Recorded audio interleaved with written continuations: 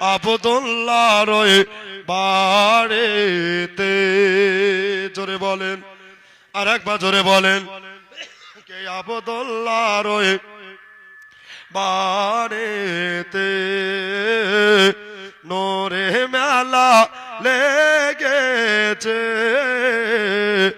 আব্দুল্লাহর ওই বাড়িতে, কে আব্দুল্লাহর ওই বাড়িতে নুরি মেলা লেগেছে। কে দলে দলে চারিদিকে, কে দলে দলে চারিদিকে ফারেশতারা ঘুরিছে। আব্দুল্লাহর ওই বাড়িতে। জোরে বলেন, কে আমন নাবে কোথায় পাবো, নবীর জন্যে মরিয়া যাব। এমন নাবে কোথায় পাবো, কে এমন নাবি কোথায় পাবো, নবীর জন্য মরিয়া যাব। বুকে পাথর নিয়ে দেখো, বুকে পাথর নিয়ে দেখো, হযরত বেলাল বলিছে আব্দুল্লাহর ওই বাড়িতে। জোরে বলেন, কে ওমর ইবনে খাত্তাব চলে নবীজিকে মারিব বলে। ওমর ইবনে খাত্তাব চলে, কে ওমর ইবনে খাত্তাব চলে নবীজিকে মারিব বলে। দেখে নবীর নূরি চেহারা। জোরে বলেন, কে দেখে নবীর নূরি চেহারা। ওমর কলমা পড়েছে আব্দুল্লাহর ওই বাড়িতে, কে আব্দুল্লাহর ওই বাড়িতে নূরি মেলা লেগেছে। দলে দলে চারিদিকে, কে দলে দলে চারিদিকে ফারেশতারা ঘুরিছে আব্দুল্লাহর ওই বাড়িতে। নবী মুস্তাফা সাল্লাল্লাহু তাআলা আলাইহি ওয়াসাল্লাম মায়ের পেটে যখন 2 মাসের বাচ্চা, কয় মাসে বললাম? 2 মাসের, চিরতরের মতো আব্বা জানকে হারিয়ে দিয়েছিলেন। 6 বছর বয়সে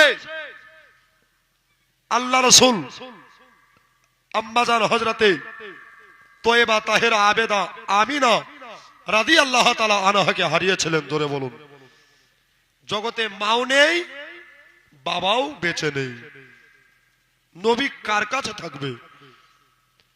নবীর দাদুর নাম হচ্ছে হযরত জনাব আব্দুল মুত্তালিব। জোরে বলুন, কি নাম বললাম? Abdul Muttalib. ইনার কাছে নবী থাকতে আরম্ভ করলেন। এক বিছানায় এক বিস্তারে রাত কাটাতে আরম্ভ করলেন। আল্লাহু আকবার কাবীরা। একদিন রাত্রেকার ঘটনা, আমাদের নবী কেমন নবী। তো দয়াল নবী মুস্তাফা ঘুমিয়ে আছেন ডান পাঁজরে, আর দাদু আছেন বাম পাঁজরে। নবী বলছেন, দাদু, ও দাদু ভাই, কি হলো? এই যে আমার ডান চোখ মুবারক খুব ব্যথা করছে। নবী বলছেন, তো দাদু বলছেন, কালকে সকালবেলা হোক, সকালবেলা হলে তোমার একটা চোখের বিধি ব্যবস্থা করে আসবো। পড়েন আলহামদুলিল্লাহ।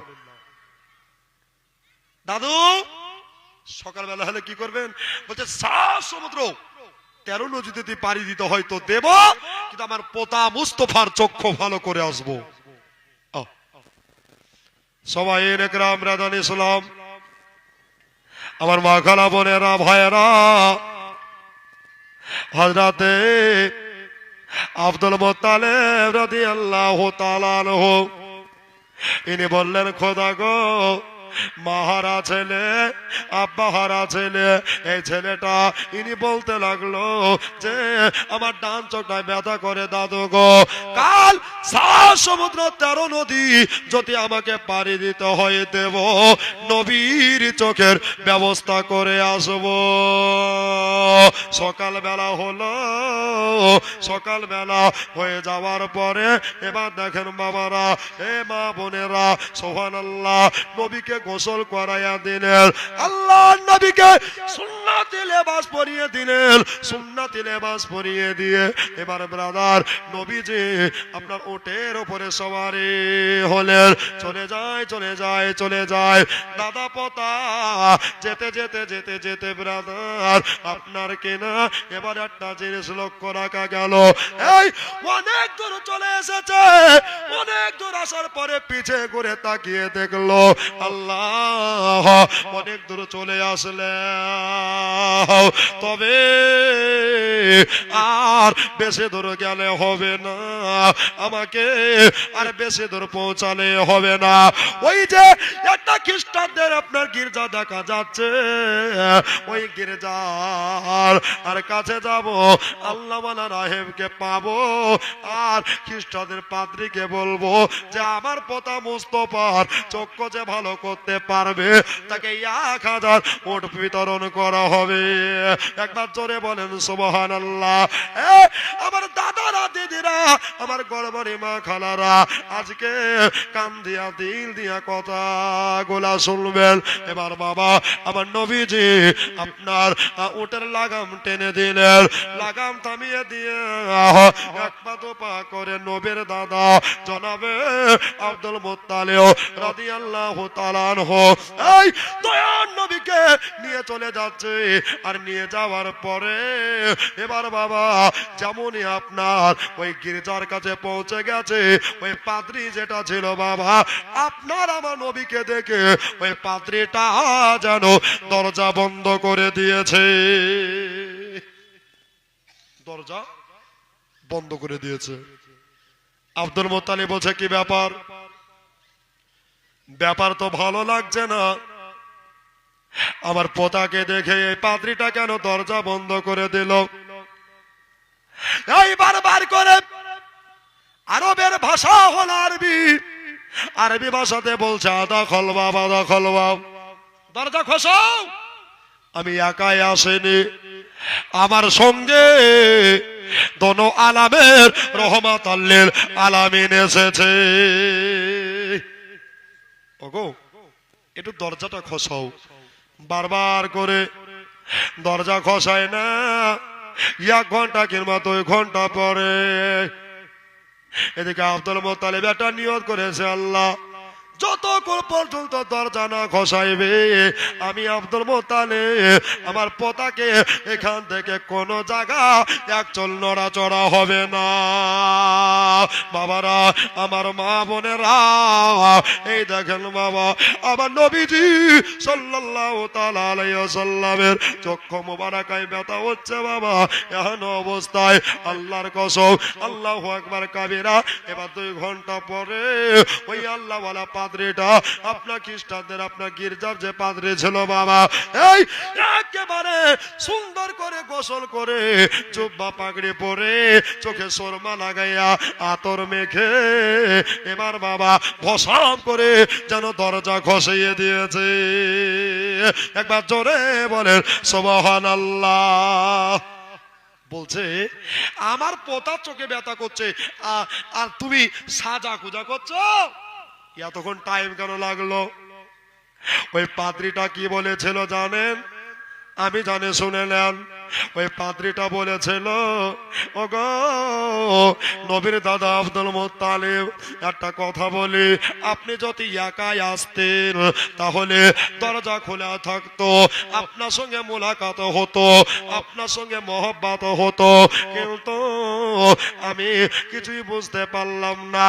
এই যে আপনার আমার সঙ্গে মুস্তাফা মুর্তাজা মুনাক্কা তাহা ইয়াসির রহমাতাল লিল আলামিন নবী মুস্তাফাকে নিয়ে এসেছে। আমি আব্দুল মুত্তালিব আপনাকে দেখে দরজা বন্ধ করিনি। আমি কোন হালাতে কোন অবস্থায় ছিলাম বুঝতে পারছিলাম না, এই জন্য আমি পাক পবিত্র অবস্থায় আমার নবীর সঙ্গে দেখা করতে আসলাম। সুবহানাল্লাহ। কেমন ছিলাম না ছিলাম? নবীকে দেখতে হলে ওযু অবস্থায় দেখতে হয়। কত নিয়ত তার ভালো। আমার মা বোনেরা, ওই পাত্রী বলেছিলেন আব্দুল মুত্তালিব শোনো, নবী তো খোদা লয়, কিন্তু ইনি হলেন খোদাওয়ালা। জোরে বলেন, আর একবার জোরে বলেন। নবী তো কোরআন লয়, কিন্তু ইনি হলেন কোরআনওয়ালা।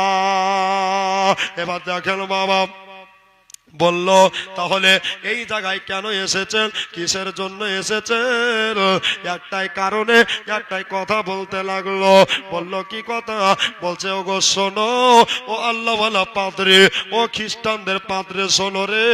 বলল কি শুনবো? এই দেখো আমার আমেনার বেটা আব্দুল্লাহর বেটার চোখে ব্যথা করছে গো, এই জন্য যদি ব্যথা ভালো করতে পারো তোমাকে অনেক উট বিতরণ করা হবে, অনেক এনাম দেওয়া হবে। তাই নাকি? এবার বাবা ওই আল্লাহওয়ালা পাদ্রীটা, খ্রিস্টানদের পাদ্রীটা একটা চিন্তা ভাবনা করতে লাগলো। ইয়া মাওলা, দয়ার নবী মুস্তাফা দুনিয়ায় আগমন করেছে, দুনিয়ায় তাশরিফ নিয়েছে। ইনি নবীদের নবী, ইনি কাবারও কাবা, ইনি গোলাপের বাবা, ইনি হলেন আকারও আকা, ইনি হলেন হুজুরে আলা হুজুর। আল্লাহ নবীর ওপরে কারো কবিরাজি চলবে না, কারো হাকিমতি চলবে না, কারো ডাক্তারি চলবে না। একবার জোরে বলে যান সুবহানাল্লাহ। এই আব্দুল মুত্তালিব আপনাকে একটা কথা বলি, এই কথা কানা হলো আপনার পোতার চক্ষু কেউ ভালো করতে পারবে না, এই জন্য পারবে না। বলল কেন? বলতে আছে এই জন্য দুনিয়ায় এমন কোন মা আপনার মুস্তাফার মতো দুনিয়াতে কেউ বেটা পয়দা করেনি, কেউ জন্ম দেয়নি যে আপনার পোতার ওপরে কলম চালাবে। তাহলে কি আমার পোতার চক্ষু ভালো হবে না? তো চোখ দিয়ে মতির মতো আশ্রু পড়তে আরম্ভ করলো। ব্রাদার, এখন অবস্থায় ওই পাদ্রীটা বলেছিলেন, দাদু আপনি কাঁদিয়েন না, আপনি আর চোখের পানি ঝরায়েন না। বললাম আপনার পোতাকে আপনি বাড়ি নিয়ে যান, আপনার পোতার চোখের ব্যথার ওষুধ আপনার পোতার কাছে মজুদ আছে। জোরে বলেন। আরে যদি আমার পোতার কাছে থাকতো তাহলে এত দূর কেন ছুটে আসতাম? এই পাদ্রী, যদি আমার পোতার চোখে থাকতো তাহলে এত দিকে ছুটে আসতাম, তাহলে বাড়িতে ব্যারাম ভালো হতো। জোরে বলেন। বলল বাড়ি নিয়ে যান। বলল ওষুধটা কি, দাওয়াটা কি? বলল যখন আপনার পোতা আর আপনি এক বিছানায় এক বিস্তারে আরাম আয়েশ করবেন, আপনার পোতা আমেনার বেটা শ্রেষ্ঠ যুগে শ্রেষ্ঠ নেতা জনাবে মোহাম্মদ রাসূলুল্লাহ, মহব্বতে পড়েন সাল্লাল্লাহু তাআলা আলাইহি ওয়াসাল্লাম, নবী মুস্তাফা রাত্রি বেলাতে দাদুকে বলবেন, দাদু গো, দাদু গো আমার চোখে ব্যথা করছে। তখন আপনার পোতাকে একবার বলিয়েন যে যেন তার মুখের থুতু মুবারক ওই ব্যথার জায়গাতে লাগিয়ে দেয়, তাহলে কাজ দেখবেন কেমন হয়। এবার বাবা দাদু আবার উটের উপরে নবীকে চড়িয়ে নিলেন। চড়িয়ে নিয়া চলে যায় দুর্গম গিরি পথ, একেবারে পাড়ি দিয়া বাড়িতে রওনা হয়ে গেলেন। এই বাড়িতে পৌঁছে যাওয়ার পরে রাত্রি বেলা হয়েছে। রাত্রি বেলাতে হযরতে আব্দুল মুত্তালিবের পোতা আমাদের নবী মুস্তাফা বলছে, দাদু গো। বলছে কি হলো? বলছে দাদু আবার চোখে ব্যথা করছে। বলছে হ্যাঁ গো পোতা, একটা কথা বলছে, শোনো। বললো কি কথা?